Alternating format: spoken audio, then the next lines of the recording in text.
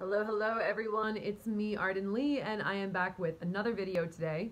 And today's video is about how we can discern how to best use and at times conserve our energy when we're on a path of healing and we have a creative life and profession with a lot of obligations, right? How do we discern when we need that time for ourselves and when how do we go about this without being a flake?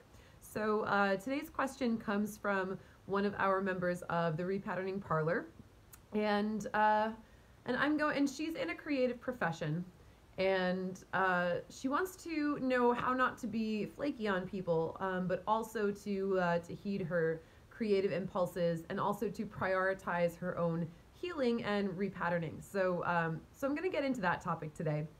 And of course, at first, as always, I would love to invite you, if you've not yet done so already, to subscribe to my channel and or like my page, depending on which platform you are viewing this video on. If you're not yet familiar with me and my work, my name is Arden Lee. I'm the creator of the Repatterning Project, which is an 8-week course where we hack our beliefs. We examine all of our patterns and our cycles that we've been going throughout our lifetimes.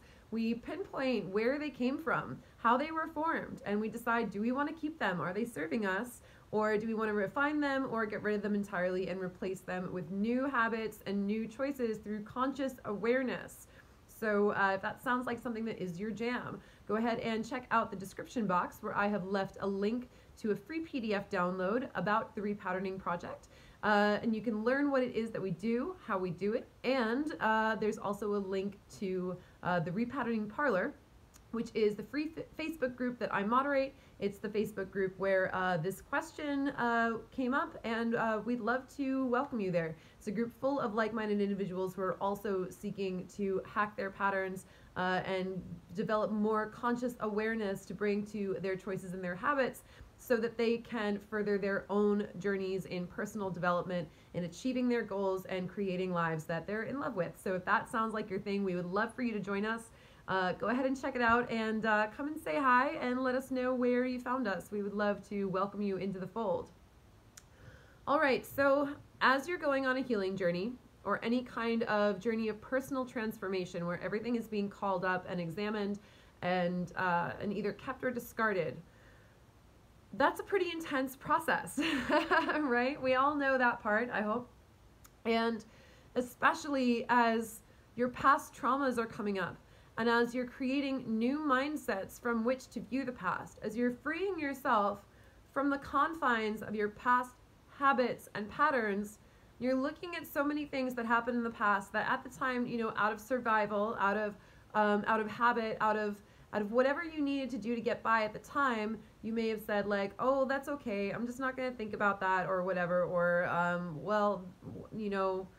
we just get into that survival mode where sometimes, absolute atrocities can be happening to us in our lives and our relationships, and we it's not that we ignore them, but we really need to get to safe ground first. So we don't make a lot of the same connections necessarily, especially sometimes if we're someone who's been conditioned to really be a scrapper, a survivor, a hustler.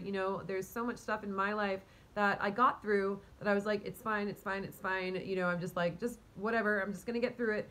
And it wasn't until years later when I was on that safe ground that I looked back and I was like, holy shit, that was horrible. That was terrible. I can't believe I didn't understand what that circumstance was at the time. This is also why you hear a lot of survivors talking about sexual assault post facto, because at the time they're like, I don't know, whatever it was just weird. I don't want to think about it. I was just kind of uncomfortable. Whatever happened, like, I don't really think I consented to that, but like, whatever, whatever.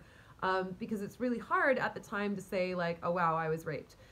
It can also be really hard if you're in a relationship with someone, especially hard if it's a relationship and someone is abusing you, but you're not in a place where you can leave that relationship, whether that's, emotionally, physically, financially, whatever. If you feel like you can't leave that relationship, then admitting that abuse is happening to you causes cognitive dissonance, right? So you're like, it's not abuse, it's just whatever. He just needs to figure some shit out or whatever. We make excuses as we go along. So when we start unpacking all of this, we start saying like, no, whatever's going on, like I want better for myself, so much of what that means is looking back and seeing all the places where we didn't have good boundaries or understandings around what was happening. That's not our fault because we were in trauma, right?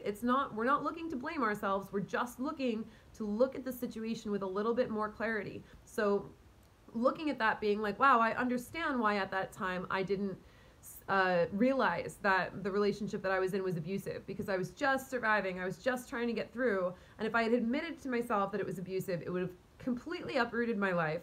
And I wasn't ready for that at that point. I wasn't ready to admit that. So, okay, now I can look back and see that, wow, that really was abuse. And holy shit, I was treated really badly. And all of a sudden I have all this anger and grief that's just coming out of nowhere. Holy shit, how am I going to cope with this? I have all these emotions flooding up in me because all of a sudden I realize that how horribly I was treated when I was making excuses for that person, or I was trying to, to please them more. I was trying to, appease them or do whatever I needed to do to like not be abused. So if I'm pleasing someone, I'm not going to admit to myself that they're not treating me well because I'm still trying to get around the cognitive dissonance of the fact that I'm trying to please them, right? So all this shit comes up, is what I'm saying. All this grief and all this anger and all these emotions that have been waiting for so long to be processed and experienced and finally released.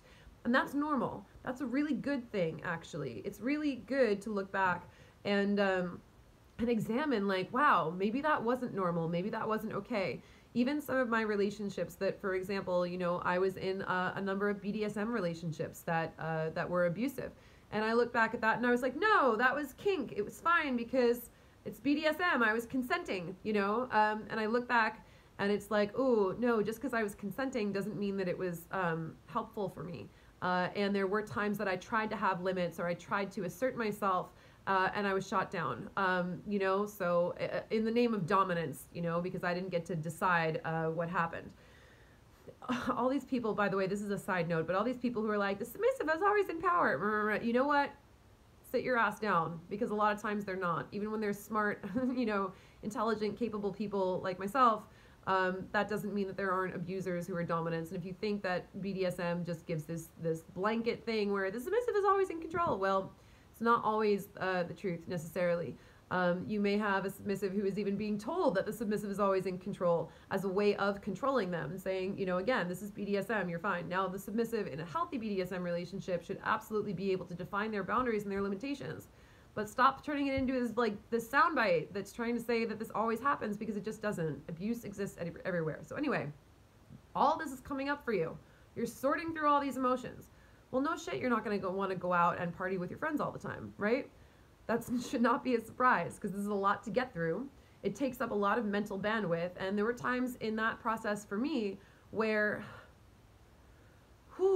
I could barely remember what day it was, I went out to lunch with a friend. I paid with a $100 bill at the counter and forgot my change. He handed it to me, thankfully. I went back. I was like, oh my God, that was like $82 that I almost left at the counter, right? I remembered my mom's birthday, but I forgot what day it was. So I was like, oh yeah, my mom's birthday is this week. I have to call her, not knowing that it was her birthday on that day, and I just wasn't making the connection. Of course, she thought I forgot about her. I was like, no, the irony is I was thinking about you the whole time, thinking like, oh yeah, I gotta call my mom for her birthday this week. And I just didn't know that it was that day because I didn't remember what day it was. So all of this is happening, and if you're trying to keep your social life the same way it is before, you're gonna run into some problems, basically. Now, this person asked this question and said she specifically wanted to know how to address this when she's in a creative profession. So being in a creative profession is especially personal. And I'm a musician, I'm a songwriter. I'm more of a storyteller than a musician. I'm a singer who writes her own songs based on the stories that she wants to tell. So here's what I'm going to say about that.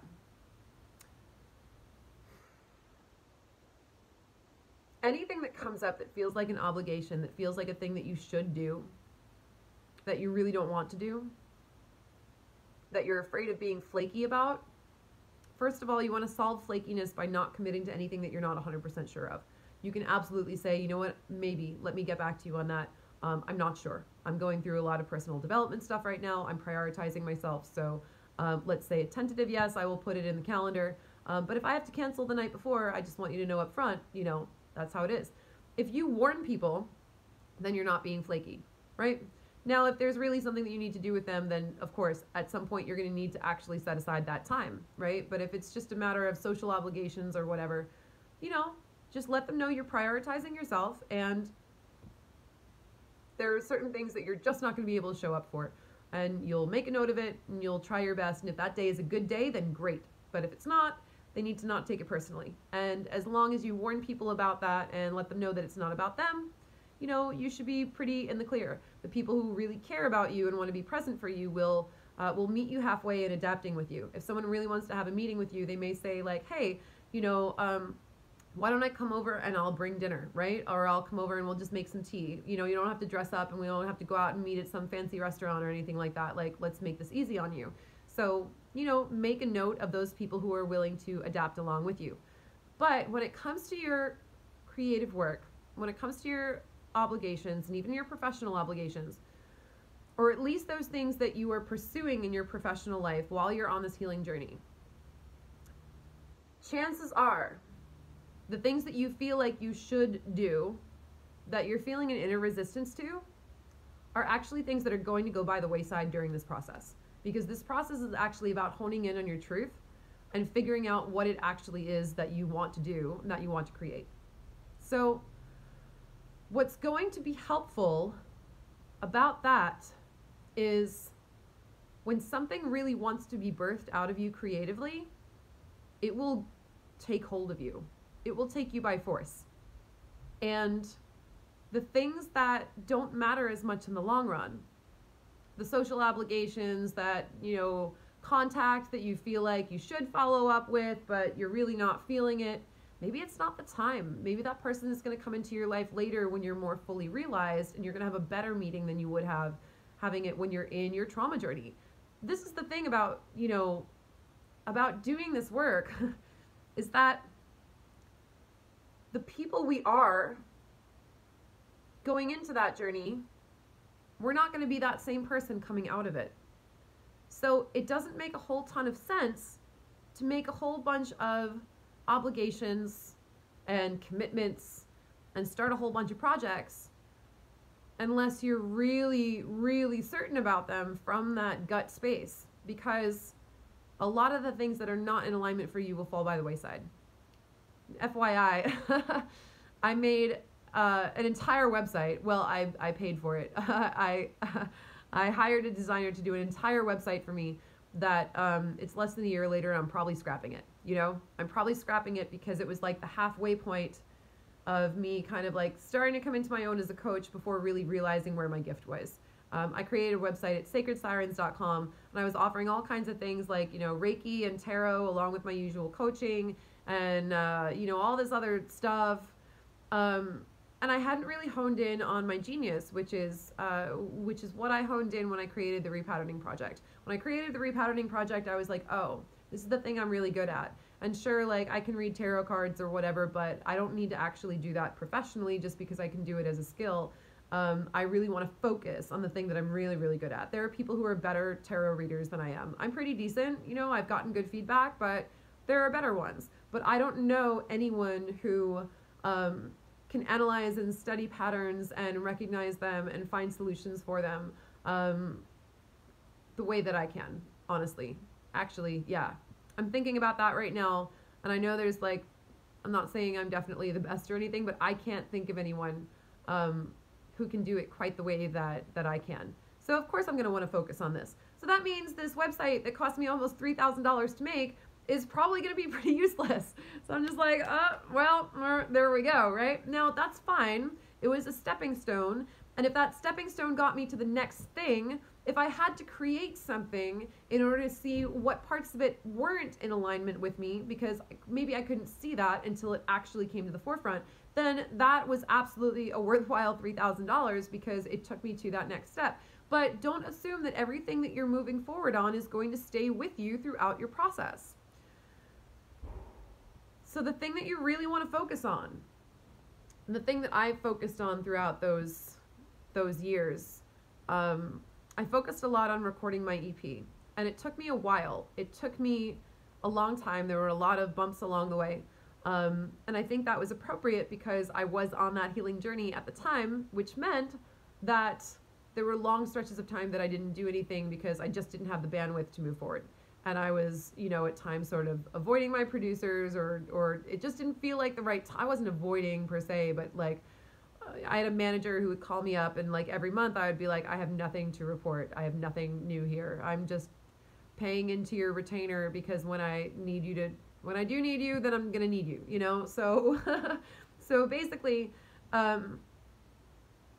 when that happened though, when I started feeling like, okay, this has to be done, this has to come out, it started feeling like I was pregnant. Like, oh my God, this baby in me is so heavy and I just need to just birth it already, right? It just needs to come out of my body because I'm carrying around this idea that has so gestated, that has so grown, and it's so ready to just come out and be out in the world and be out of me, right? It's taking this idea and it's so heavy as I'm carrying it, but once it's outside my body and into something concrete like an album, it's gonna be outside me and it's gonna be much better. You wanna follow those things. Follow those things that are like, I have to do this, I have to tell this story, this is the thing that has to happen right now. And as it turned out, you know, that album was a really big part of my healing journey as it was.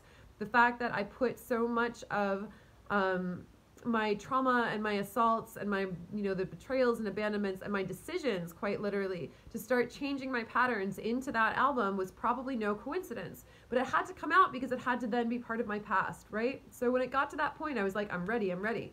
I couldn't have moved forward without that. You'll know for sure. If you're asking yourself right now, how do I discern this? How do I not be flaky? Chances are you probably don't want to do any of the things that you want to do, you think you want to do right now. You want to be using that energy toward the things that are really driving you. And how do you say no to social obligations without looking flaky? You just tell people where you're at. You let them know that it's not personal. It might be tough, but the longer you take, the longer it's going to be before you get where you want to go. And when you get where you want to go, you're going to be a butterfly and you're not going to be a caterpillar anymore. So what's the point in doing a whole bunch of work that you might not even resonate with as a caterpillar when you're going to come out the other side and be a butterfly, and you're going to get so much more better quality work that is more suited to you because you're going to be in that vibration of fullness where you're really and truly yourself. You're really and truly the person who is in tune with the things that they really want to be able to do and is creating from so much more of a place of power, right? Sometimes I'm like, why did I even make my first 2 EPs? I'm kidding. They were steps on my journey, you know? But anything that I might have attempted before then, I mean, if you think about it, you guys, like I was still, up until my you know, my deep dive, my cocoon, I was still teaching BDSM and seduction. That absolutely wouldn't serve me now. So do I want to go and teach another class at Stockroom? Do I want to go and you know, go on a boot camp and teach more dating stuff while I'm in my healing? I was actually supposed to go and teach a boot camp. I was supposed to help out with that. And when my trauma opened up, I was like, I'm really sorry, but I just don't think I can do this. I'm afraid I'm going to have a meltdown in front of your students and it's not going to be good. The boot camp was also in New York, which is where most of my trauma happened. So I was like, no. And it was also kink themed. Like if there was anything from the universe telling me like, don't go teach at this boot camp, it was like, oh, we're doing it in New York and the theme is about kink. So yeah, you should really be there. This is everything that you're not supposed to be doing right now, right? It's everything you're supposed to be breaking away from. So don't commit to caterpillar projects when you're about to be a butterfly. That's it, basically. Commit to those things that are driving you from your heart level and do those things because they're taking you through the process. Do the things that you're like, oh my God, I'm birthing this idea. I have to commit to this. This is the thing that I'm on fire for right now. Those are the things that are going to take you into butterfly status. Those are the things that are going to Sherpa you through your journey. So I hope that distinction is helpful. Thank you again, everyone, for watching, and we would love to see you in the repatterning parlor. So do check out that link that is in the description box and click over to it and come say hello. All right, thank you guys. Have a great night.